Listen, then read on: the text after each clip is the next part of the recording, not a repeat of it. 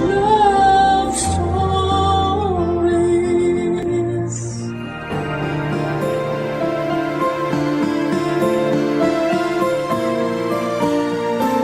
Lahat ng tao ay may kanya-kanyang halaga na hindi kailangang ikumpara sa iba. Kapag nangibabaw sa iyo ang inggit ay maaaring mabulagan ka at hindi mo ito makita. Ikaw kabarangay, sa anong paraan mo nakikita ang iyong halaga? Dear Papa Dudut, isang pagbati po para sa inyo at sa lahat ng inyong mga tagapakinig. Masasabi ko po na isa ako sa mga avid listeners ninyo at laging nag-aabang ng mga bagong kwento mapa Facebook, YouTube at Spotify man. Pero kadalasan po ay sa YouTube lang talaga ako nakakapakinig dahil may pasok po kami sa school. Tawagin niyo na lamang po ako sa pangalang Clea, 19 years old at taga rito lang din sa Metro Manila. Kakagraduate ko lamang po ngayon sa senior high school at excited nga po ako na mag-college. Ang kwento ko po ay nangyari bago ako graduate, Papa Dudut. Hindi naman kami mahirap, pero hindi rin naman kami mayaman. Papa Dudut, gusto ng mga magulang namin na sa private school kami ng kuya ko mag-aral. At sinikap nga po nila na makapagtapos kami sa isang Catholic school. Sa aming magkapatid, ako yung female version ni Papa. Si Kuya naman siya yung male version ni Mama. Masasabi ko po na si Kuya yung mga charming at mas matalino, kaya parang naging madali lang sa kanya ang lahat. Kapag pinagkumpara kaming dalawa ay wala talaga akong laban sa kanya. Nung nakagraduate na ako ng junior high school ay medyo nakahinga ako dahil akala ko ay titigil na ang mga tao sa pagko-compare sa amin ng kuya ko. Pero nagkamali ako noon. May pumalit na kasi kay kuya. Pagkatapos ng bakasyon namin ay marami na agad nagbago. Lalo na sa mga kaklase ko. At isa na nga po doon yung best friend kong si Rizzy. Hindi po yun totoo niyang pangalan. Medyo katunog lang po pero nag-decide po ako na hindi na lamang po yun banggitin dito, Papa Dudut. Magkakilala na po kami mula pagkabata. Marami nga pong nagsasabi na para daw kaming kape at asukal. Siya yung asukal at ako naman yung kape na kapag pinaghalo, may isang mangingibabaw. At sa aming dalawa, ako yung may strong personality kaya lagi kong nasasapawan si Rizzy. Maputi po si Rizzy samantalang natural naman yung pagkamorena ko. Bumagay naman sa akin ang skin color ko kaya tuwing magkasama kami, ako ang mas napapansin. Pero matapos ang bakasyon namin, hindi ko akalain na malaki ang naging pagbabago kay Rizzy. Tumangkad siya ng konti at wala na ring braces. Tingin ko nga noon ay nagwo-workout din siya dahil medyo nagkaroon ng korte yung katawan niya. Kaya naman kapag magkatabi kami ay nagmumukha akong poste. Naikwento rin niya noon ang tungkol sa pag-enroll niya sa summer class ng isang theater company at sa personality development classes. Pareho naming pinangarap yon. Pero sa aming dalawa, siya lang yung nakatupad noon, Papa Dudut.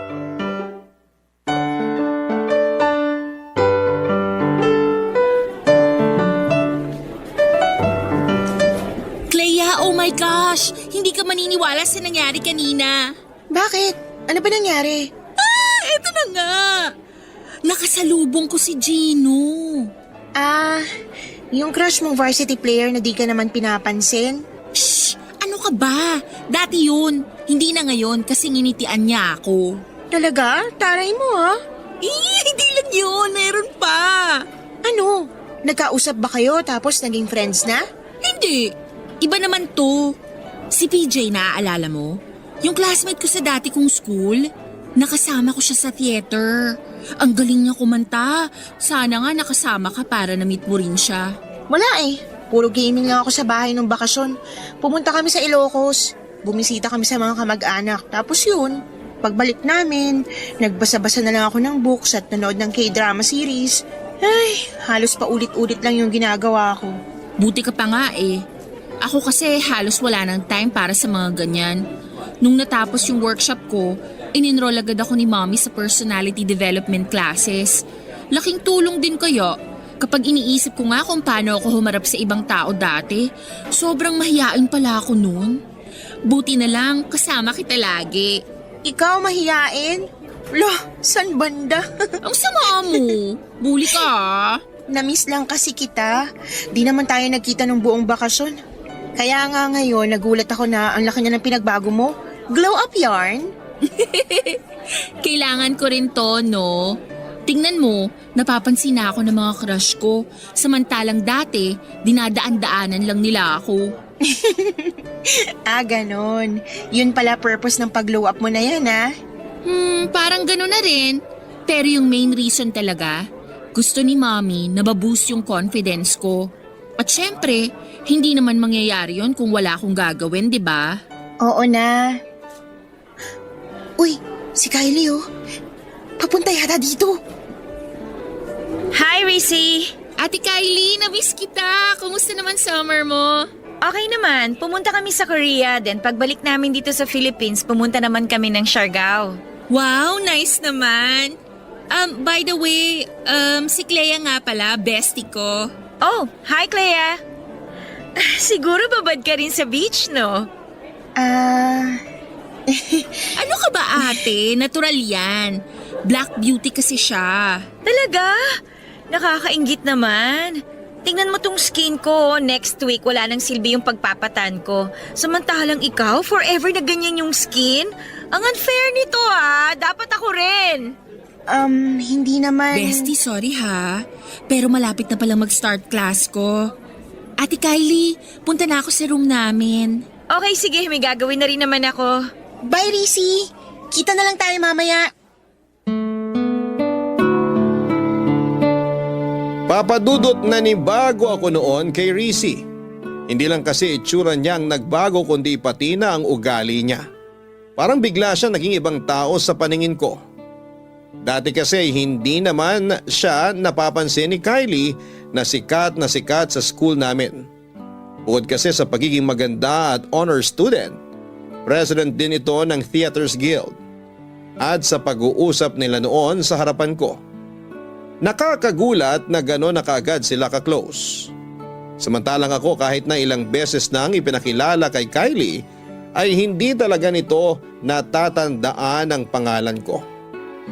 Hindi lang kasi yon ang unang beses na ipinakilala ko ni Rissy dahil doon ay nasaksihan ko kung paano sila mas naging malapit sa isa't isa. Lagi nang inaaya ni Kylie ang best friend ko. At syempre isinasama naman niya ako. Ang kaso madalas akong ma-OP dahil hindi naman ako nakaka-relate sa mga pinag-uusapan nilang dalawa. Kung nagulat ako na mabilis lang naging malapit sa isa't isa sina Rissy at Kyla, mas nagulat ako noong magsimula ng pansinin ni Archie ang best friend ko. Mutual crush namin si Archie at may usapan kami na kung liligawan man ito ang isa sa amin ay if-friend zone lang namin ito. Naniniwala kasi kami na forever na kaming magiging mag-best friend. Kaya naman nagulat na lamang ako sa mga naikwento ni Rissy nang minsan niya ulit akong isama sa cafe kasama si Kylie Papadudut.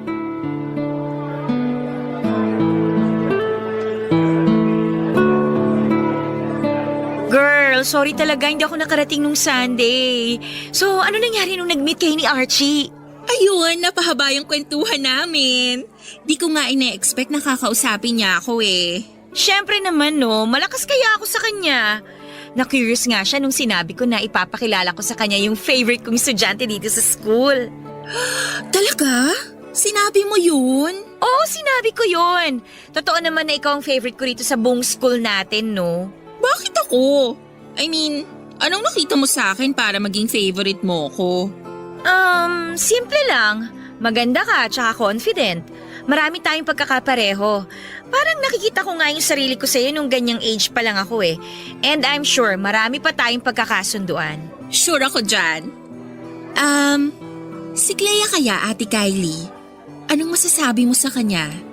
Well, hindi ako magpapaka-plastic sa'yo, Clea. I know hindi pa kita ganun kakilala, pero sa inyong dalawa, mas mapapansin talaga si Rizzy. Excuse me lang pero hindi naman ako uhaw sa atensyon. Oh, wag kang magsungit. Wala pa akong sinabing mali Sinabi ko lang yung totoo.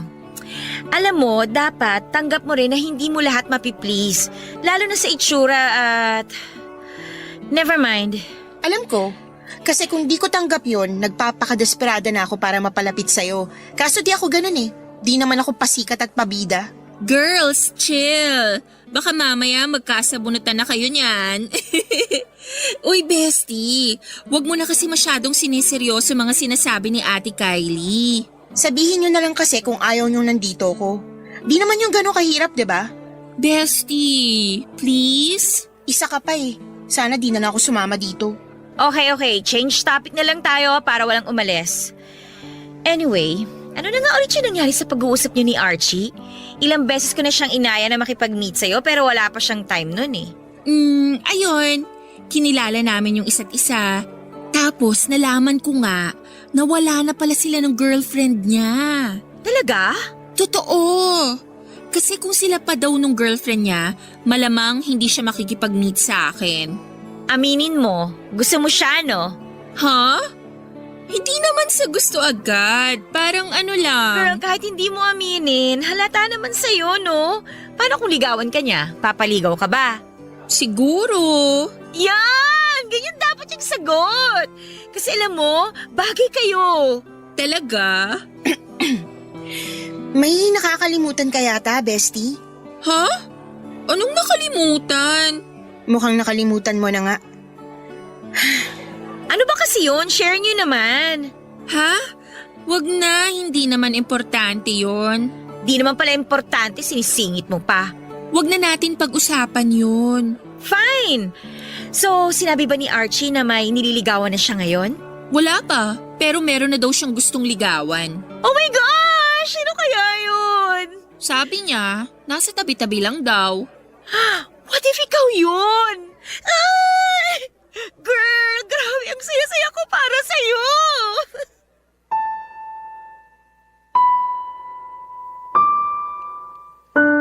Papadudot halos napanisa na nga ako ng laway habang nag-uusap silang dalawa na parang hindi nila ako kasama. Hindi ko man aminin, alam ko na sinasadya rin nila yon.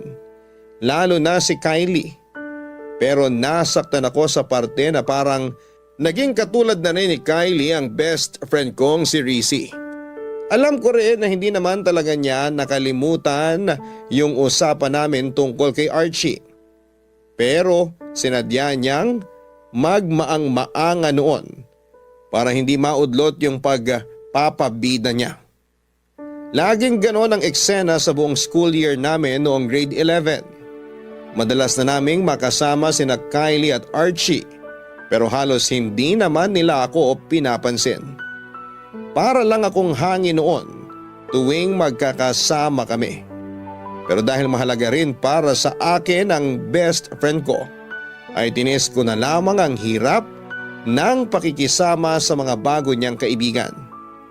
Isa pa ay alam ko rin naman, nag-graduate na sina Kylie at Archie kaya darating din yung panahon na kaming dalawa na lamang ulit ang laging magkasama.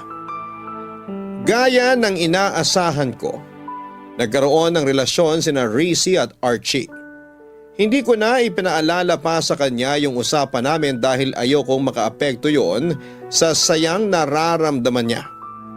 Inalis ko na lamang sa isipan ko na hinahangaan ko rin ang boyfriend niya para hindi yon maging issue sa aming dalawa. Pero hindi rin naman nagtagal ang relasyon nila, Papa Dudut. Hindi raw kasi naniniwala noon si Archie na may patutunguhan ang relasyon ng isang college at isang high school student. Hanggang sa nabalitaan na lang namin na nakipagbalikan pala si Archie sa ex-girlfriend nito. Si Kylie naman ay parang nakalimutan na rin noon si Rizzy. At syempre hindi ko siya iniwan. Sa mga panahong yon, Papa Dudut, Barangay Love Stories. Barangay Love Stories.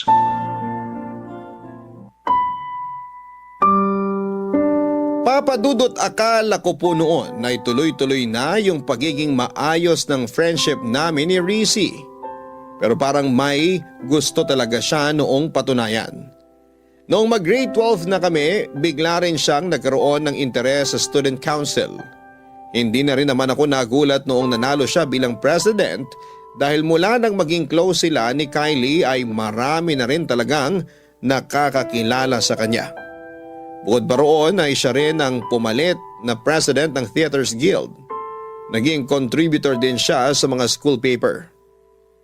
May mga araw na hindi ko na siya makausap sa sobrang dami ng activities niya. Sinubukan ko namang makisabay pero wala talaga akong hilig sa pagsusulat. Ayoko rin gumastos para sa campaign materials sa pagtakbo sa student council. At pagdating naman sa pag-arte, wala talaga akong interes doon, Papa Dudut. Sa Glee Club lang talaga ako nagka-interes pero bilang isang singer lang. Ayaw ko ring maging soloista kaya kahit doon ay konti ang naging kaibigan ko. Halos wala rin pumapansin sa akin doon maliban lang sa mga lalaki at mga tomboy na gustong magtanong tungkol kay Rizzy. Tinatanong nila kung pwede raw ba silang manligaw sa best friend ko. Pero lagi ko na lamang sinasabi na busy pa siya at walang panahon sa ganung bagay, Papa Dudut. Grabe sobrang busy mo na. Ngayon na lang kita ulit nakasabay kumain. Dami kasing activities. Alam mo naman kapag president ng student council. Hi, may Theaters Guild pa. Masyado mo naman kasing kinareer lahat. Kailangan kong gawin yun. May kailangan akong patunayan. Huh? Kanino naman? Sa pagkakaalam ko, di ka naman pinipressure ng parents mo. Tsaka, dun pa nga lang sa naging president ka, malaking achievement na yun eh. Hindi pa enough yun, bestie. Bakit hindi? Magaling ka na nga eh. Marami na rin nakakakilala sa'yo. Alam ko, pero marami pa akong gustong ma-achieve. Ikaw ba, ayaw mong makilala ka dito sa school? Dapat nga tumakbo ka rin para maging student council officer eh. Wala akong budget para sa campaign materials. Kung ayaw mo yon, bakit di mo itry sa ibang club para maging active ka rin? Boring naman kung sa Glee Club ka lang. Bestie, masaya na ako doon. Okay na ako sa ganito. Hindi ko naman kasi kaya yung ginagawa mo. Kala mo lang hindi mo kaya. Tignan mo ako. Ganyan din mindset ko dati, di ba? Magkaiba tayo. Tsaka, ibang-iba ka na ngayon. Parang wala ka nang di kayang gawin. Hindi ka ba napapagod? Napapagod. Siyempre tao pa rin naman ako, no? Pero dito ako masaya. Alam mo, may naisip nga ako para sa ating dalawa eh. Ano yun? What if i-push natin na makapasok sa top 3? Seryoso ka ba, bestie? Di ba, masaya naman tayo kahit top 10 lang? Okay ka na dun? Alam kong magandang goal naman yung sinasabi mo, pero hindi kasi madali para sa akin, bestie. Magkaiba tayo. Paanong magkaiba? Matalino ka rin naman ah. Hindi yun ang ibig kong sabihin.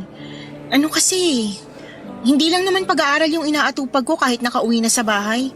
Marami ding gawain doon. Di katulad sa inyo na merong kasambahay. Pwede mo pa rin naman i-manage yung oras mo para mas makapag-focus ka sa pag-aaral. Hindi yun ganun kadali, bestie. Saka kung ipupush ko yung top 3 na yon, hindi maiiwasan doon yung mapagastos. Hindi naman kami mayaman eh.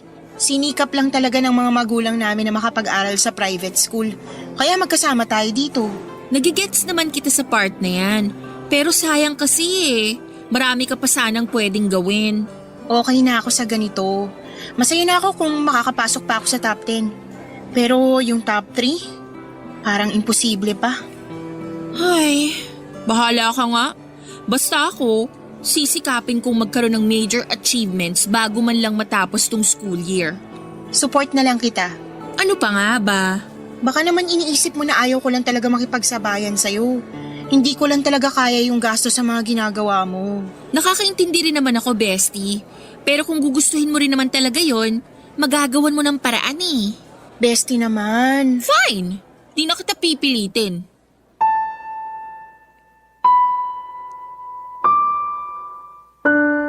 Papa Dudut, gustong gusto ko rin na makapasok sa top 3. Pero gaya nga po ng sabi ko kay Rizzy, hindi yun ganon kadali.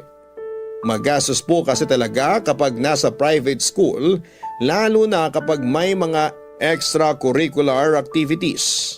Pero dati naman ay kontento na kaming dalawa sa top 10. Sapat na rin yung makasama kami kahit sa isang school activity lang para masabi na merong sinalihan. At aaminin ko na maganda naman yung goal ni Rizzy. Pero marami kaming pagkakaiba sa mga bagay-bagay. Mas madali para sa kanya na mag-focus sa goal na yon kasi mayaman sila. Hindi niya kailangang magtipid gaya ng ginagawa namin.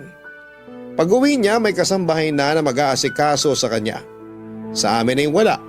Kami rin mismo ang maghuhugas ng kinainan namin. Kami rin ang magluluto, maglilinis ng bahay at kahit sa paglalaba. May schedule din kami.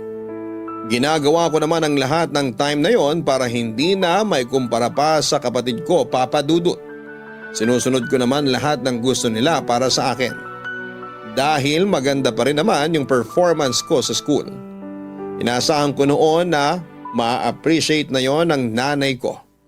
Hanggang sa magkaroon ng meeting ang mga magulang para i-announce ng advisor namin kung sino-sino ang pumasok sa amin sa top 5. Galing naman ni Rizzy, anak. Magkaibigan kayo nun, di ba?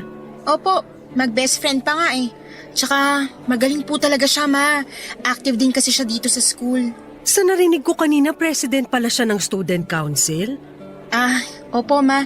Siya rin yung president ng Theaters Guild. Naku, marami pala talaga siyang inaasikaso, no? Napakasipag na bata.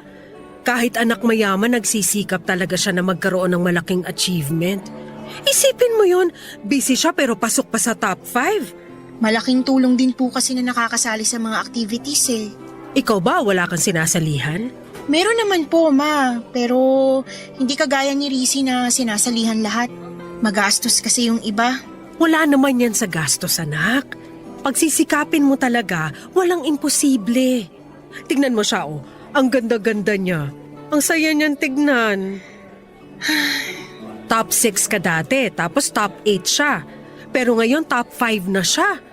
Nakakabilib naman talaga yung dedikasyon niya sa pag-aaral.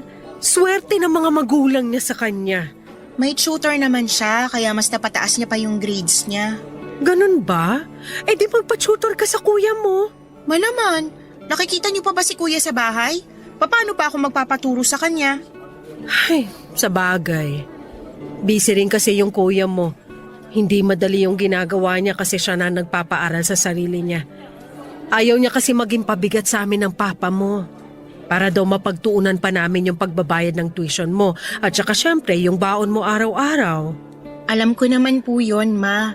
Kaya nga hindi na ako sumasali sa mga extracurricular activities eh. Kahit nga sa field trip, di na ako sumasama. Oh, nagtatampo ka ba anak? Pasensya ka na ha. Sapat lang kasi para sa tuition mo yung kaya namin ng papa mo.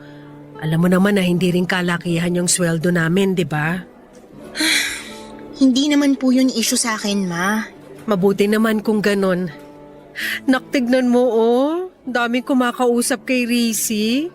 Mukhang sikat talaga siya rito sa school nyo ah. Ibang-iba na siya. At least siya nakalabas na sa comfort zone niya. Kausapin niyo na rin po kaya. Ayan na siya oh, papunta na rito. Hi, tita! Uy, bestie, congrats sa atin ha! Iha! Congratulations! Nasaan nga pala yung parents mo? Hindi po nakapunta eh. Hectic po kasi schedule nila. Oh, sayang naman. Pero congrats pa rin sa'yo, ha? Ang galing-galing mo naman. Thanks, tita! Magaling din naman po si Clea. Sayang lang kasi hindi siya nakapasok sa top 5. Sabi ko nga po sa kanya, i-push namin na makapasok sa top 3 eh. Kaso ako lang yung may pag-asa ngayon na ma-achieve yun. Ipagpatuloy mo lang yan, Iha. Malayo mararating mo sa pinapakita mong dedication sa pag-aaral. Ganun nga po. Marami pa po kasi akong gustong ma-achieve at gustong gawin bago matapos yung school year. Mabuti yan, Iha. Napakaswerte ng parents mo sa'yo.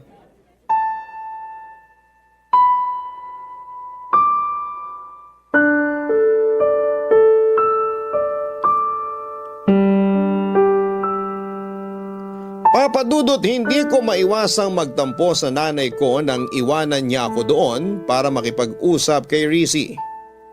Ipinakilala niya ang nanay ko sa mga kapwa niya officers at iba pang nakakakilala sa kanya para ipakita kung gaano siya kasipag bilang isang estudyante. Best friend ko siya, kaya masaya ako sa mga achievements niya. Pero nang time na yon ay nakaramdam naman ako ng inggit. Tahimik akong humihiling na sanay ako naman yung pansinin ng nanay ko. Naging bukang bibig niya noon si Rizzy at halos marindi na ako sa mga naririnig kong papuri para sa best friend ko. Hindi man kasi direktang sabihin ni mama, pero alam ko na pinagkukumpara niya kaming dalawa. Akala ko ay doon na matatapos ang pagngingit-ngit ng kalooban ko. Pero nagulat ako nang imbitahan ni mama si Rizzy para mag-dinner sa amin. Tuwang-tuwa naman noon pati ang tatay at kuya ko nang makausap din nila ang best friend ko. Panay ang tanong nila tungkol sa buhay niya na parabang galing siya sa abroad at matagal nang hindi nakikita. Ilang ulit pang sinabi ng nanay ko na driver pa ni Rizzy ang naghatid sa amin pauwi sa bahay.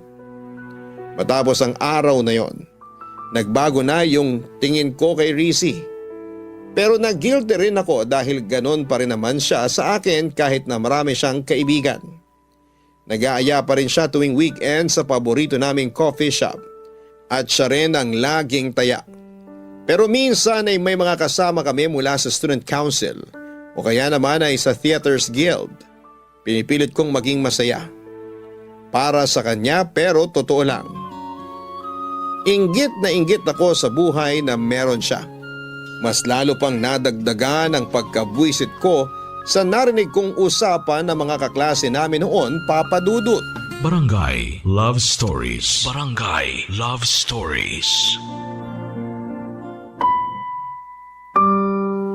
Papa Dudut, nasa comfort ako noon nang marinig ko ang usapan ng mga kaklase ko. Nung una ay si Rizzy ang pinag-uusapan nila. Tungkol yon sa schoolmate namin na gustong manligaw sa kanya na sina Justin at Lance. Mag-best friend ang dalawang yon. Balak daw kasi sanang ligawan ni Lance si Rizzy, pero bago yon may nagugustuhan na raw ito dati at nabanggit nga nila ang pangalan ko. Hindi ko napigilang mainis nang sabihin nila ang si Rizzy yung dapat ligawan at hindi ako. Wala naman sanang problema doon pero sa pagkakasabi nila, para na rin nilang nilait ang itsura ko. Sa best friend ko raw dapat manligaw yung mas gwapo at hindi sa akin. Hindi ko gusto yung pakiramdam na naiinis ako kay Rizzy dahil sa pagkukumpara ng mga tao sa aming dalawa. Siya na lang kasi palagi ang napapansin. At sa aming dalawa ay mas deserve ng best friend ko lahat ng mas magandang bagay kesa sa akin. Unang-una, pinagkukumpara kami sa itsura. Ang hirap kasi sa ibang Pinoy, porque mas maputi, yon ang mas maganda para sa kanila. Sa kulay sila ng balat nagbabase. Parang nawawalan ako ng halaga kapag siya yung kasama ko. Kahit kasi sa pamilya, mas bida si Rizzy. Lahat ng appreciation na kailangan ko para lumakas ang loob ko ay nawala ng dahil sa kanya. Hanggang sa mapag-usapan namin ang tungkol doon.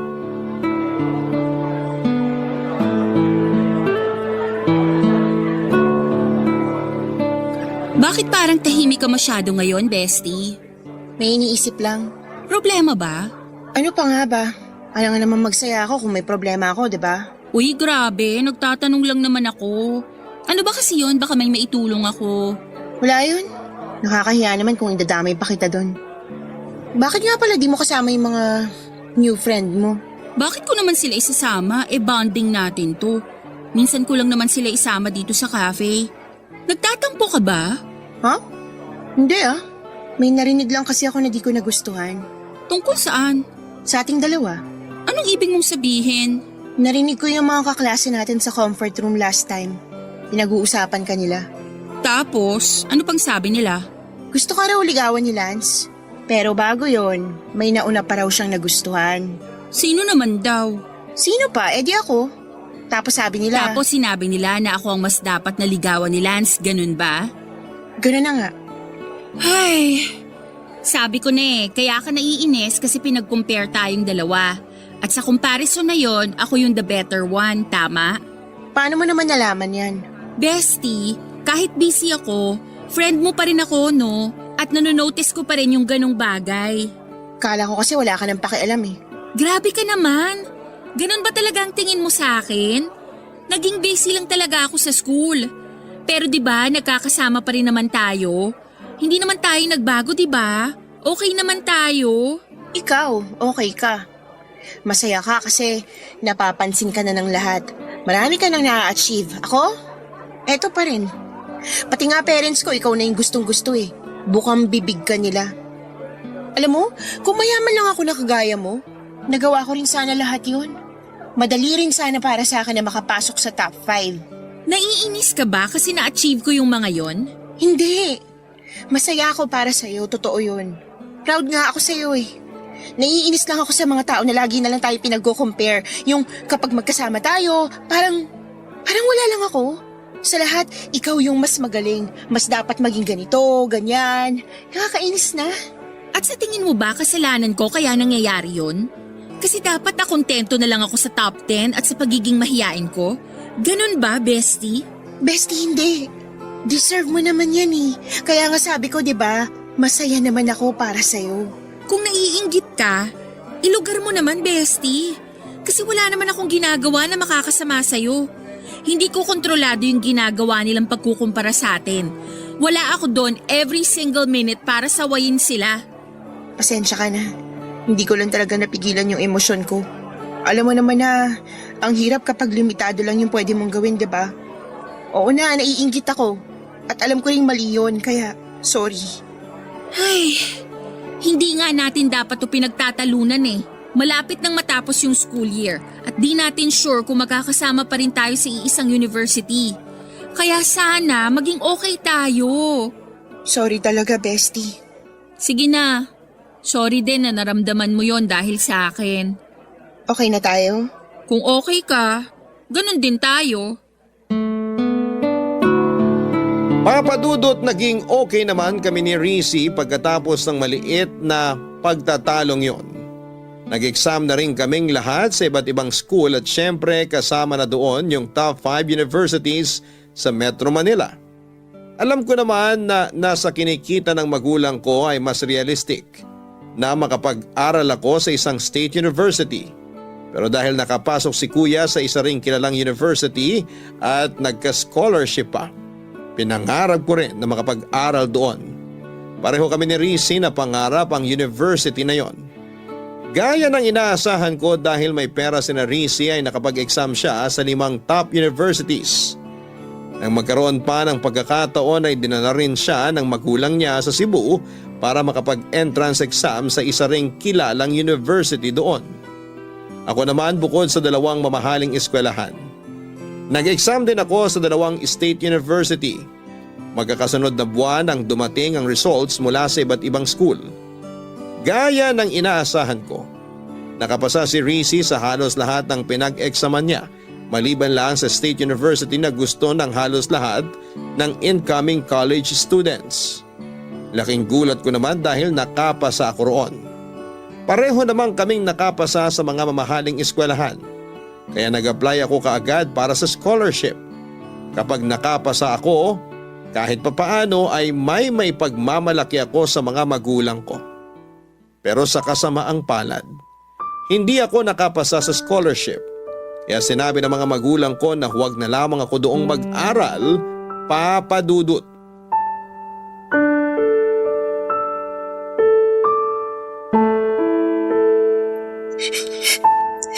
Bestie, please, tahan na.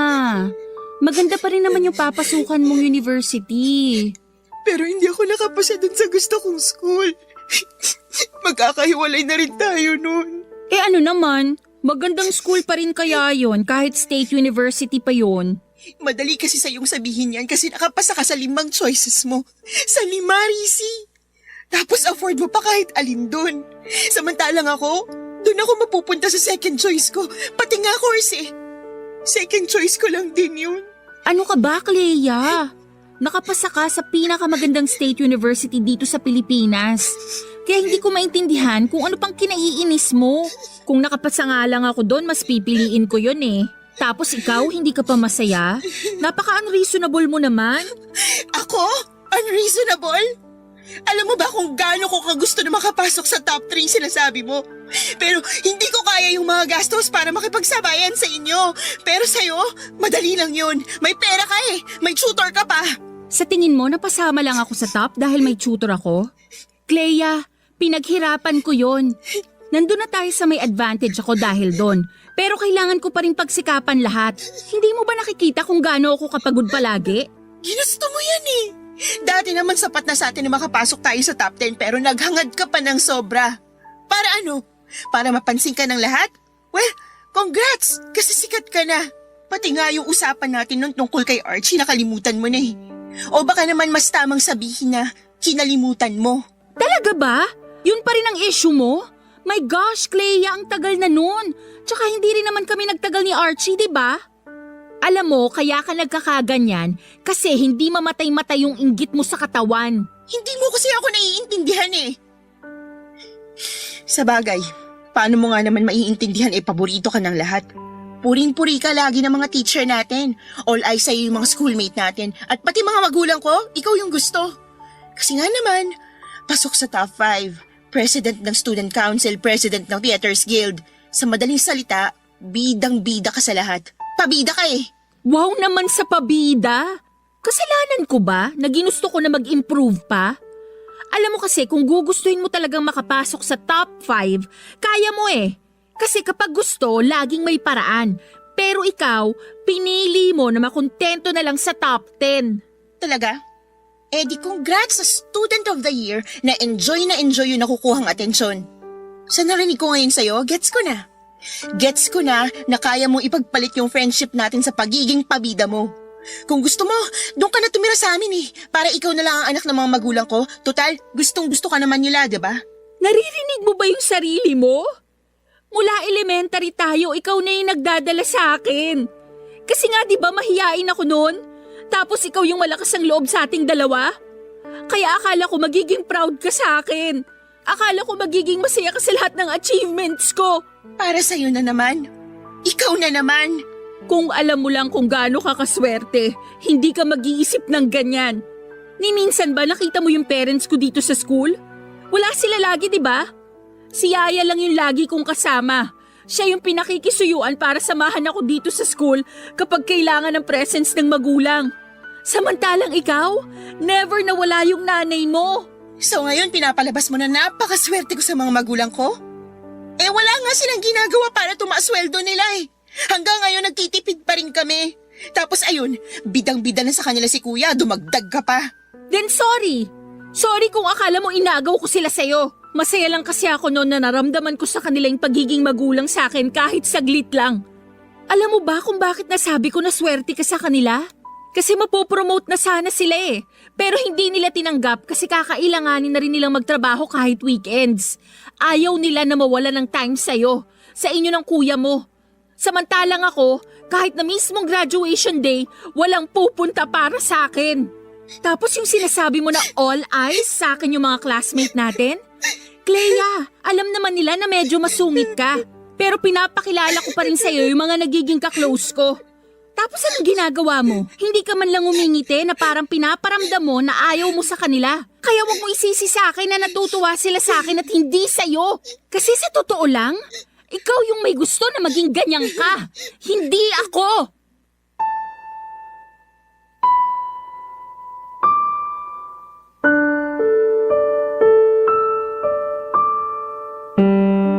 Nagulat ako sa narinig ko noon mula kay Risi Papadudut. Pero nagalit din ako. Sa katunayan, dumating at lumipas ang graduation namin na hindi kami nag-uusap. Hanggang ngayon, na first semester na namin, Natuloy siya sa mamahaling university. Ako naman sa State University talaga pumasok at isa ring scholar. Pero aaminin ko na ngayong wala na ako sa private school. Nakahinga na ako ng maluwag dahil hindi ko na kailangang umastang mayaman. Pero tuwing nakikita ko ang mga post ni Rizzy sa Facebook, parang bumabalik sa akin yung naging huling pag-uusap namin. At tuwing naiisip ko yon ay napapahiya ako sa sarili ko. Hindi ko alam kung anong dapat kong maramdaman sa pagkakaibigan namin ni Rizzy. Aminado ako na medyo masungit nga ako noon at palaban din. Pero naisip ko rin kung kailangan ko nga ba talagang magbago para sa ibang tao. Wala naman akong sinabi na gusto kong maging mahiyain si Rizzy habang buhay. Pero hindi ko maintindihan kung bakit kailangan pa niyang kaibiganin yung halos lahat ng estudyante sa school namin. Siguro'y nasanay lang din ako na kaming dalawa lang yung magkaibigan. Baka nga naging selfish talaga ako, Papa Dudut. Sa ngayon ay hindi ko pa rin alam kung anong gagawin ko dahil hindi pa rin kami nagkakaayos ni Rizzy. Sana po ay makahingi rin ako ng payo sa mga nakikinig ngayon. Hanggang dito na lamang po muna, Papa Dudut. Maraming salamat po sa pagbabahagi ninyo ng kwento ko. Taos-pusong nagpapasalamat din po ako para sa Barangay LS sa patuloy na pagbibigay ng pagkakataon sa amin na makapagbahagi ng kwento dito at mapakinggan pa ng libu-libong mga listeners ninyo. God bless, Papa Dudut, at mabuhay ang Barangay LS. Ang inyong forever kapuso at kabarangay, Clea. Nagustuhan ng iyong napakinggan? Ituloy yan via live stream sa www.gmanetwork.com/radio. Barangay LS 97.1 Forever